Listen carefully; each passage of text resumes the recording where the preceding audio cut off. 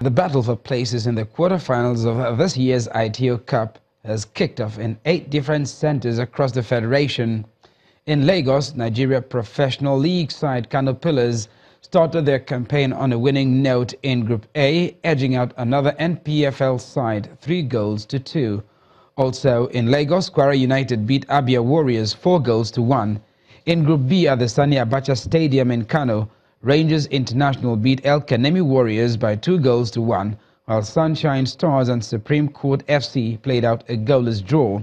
At the Enyimba International Stadium, former champions Aqua United beat Wicked Tourists 1-0, and Kogi United and Nasarawa United played a 0-0 draw in Group D's opening matches.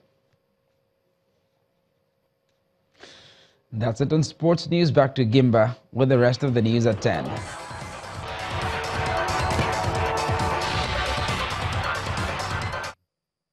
Well, let's take you back once again to the 73rd United Nations General Assembly, where Nigeria's President Muhammadu Buhari will be delivering his speech on Tuesday, September the 25th at about 6 p.m. Nigerian time. The President's Special Advisor on Media and Publicity communicated the new date after it was earlier announced that he will make the speech on Wednesday. Before then, President Muhammadu Buhari attended the Nelson Mandela Peace Summit, the Assembly's high-level plenary meeting where heads of governments of Ghana, Austria, Ecuador and Cuba made statements. The focus of the Nelson Mandela Peace Summit is on global peace in honor of the centenary of the birth of Nelson Mandela.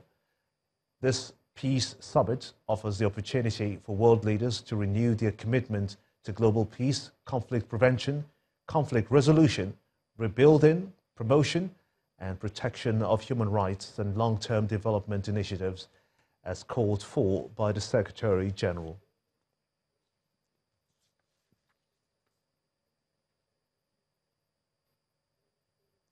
U.S. Deputy Attorney General Rod Rosenstein is said to have had a lengthy conversation with U.S. President Donald Trump amid reports he is expected to be fired and has verbally resigned to the President's Chief of Staff. Both men reportedly discussed reports that the America's second most senior law official talked last year about ousting Mr. Trump.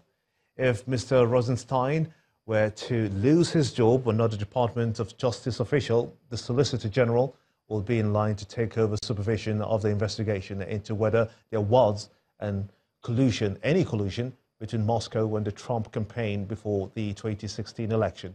Mr. Rosenstein assumed oversight of the inquiry after his boss, Attorney General Jeff Sessions, accused himself when it emerged he had been in contact with Russia's ambassador to Washington while serving as a Trump campaign advisor. And the main news again, the opposition People's Democratic Party, the PDP, today resolved to head to court over the outcome of Saturday's governorship elections in Osun State.